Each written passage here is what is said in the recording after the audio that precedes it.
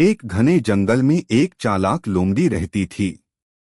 उसका नाम था लाली। लाली बहुत होशियार और थोड़ी स्वार्थी भी थी। उसी जंगल के दूसरे कोने में उसकी गरीब बहन रहती थी, जिसका नाम था गीता। गीता सीधी सादी, मेहनती और दयालु थी, लेकिन उसके पास खाने के लिए भी मुश्किल से कुछ होता था। एक दिन सर्दियों का मौसम आया। जंगल में खाने की कमी हो गई। लाली ने पहले से ही बहुत सारा खाना जमा कर लिया था, इसलिए उसे कोई चिंता नहीं थी। लेकिन गीता के पास कुछ भी नहीं था। वह भूखी प्यासी ठंड में कांप रही थी। गीता ने सोचा, क्यों न मैं अपनी बहन लाली से मदद मांगूं। वह धीरे धीरे लाली के घर पहुंची। लाली उस समय अपने भरे हुए भंडार को देख देख कर खुश हो रही थी। गीता ने विनम्रता से कहा, बहन, मुझे बहुत भूख लगी है। क्या तुम मुझे थोड़ा सा खाना दे सकती हो? लाली ने आंखें तरेरी और बोली, मैंने ये सब मेहनत से इकट्ठा किया है।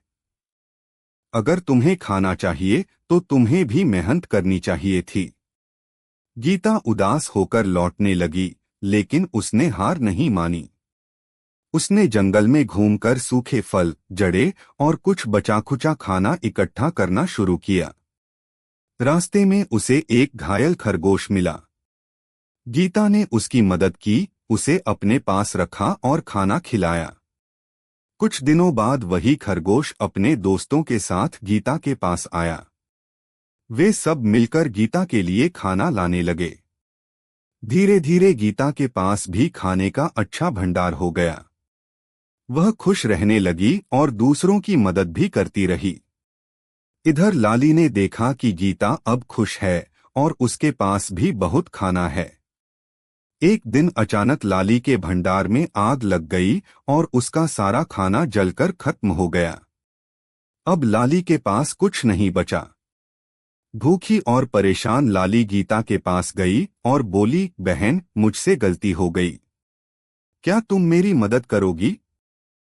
गीता मुस्कुराई और बोली, बहन, मैं तुम्हारी तरह नहीं हूँ। मैं तुम्हारी मदद जरूर करूंगी। उसने लाली को खाना दिया और अपने साथ रहने की जगह भी दी। लाली को अपनी गलती का एहसास हुआ। उसने गीता से माफी मांगी और वादा किया कि अब वह कभी स्वार्थी नहीं बनेगी। उस दिन से दोनों बहनें मिलजुल कर रहने लगीं और एक दूसरे की मदद करने लगीं।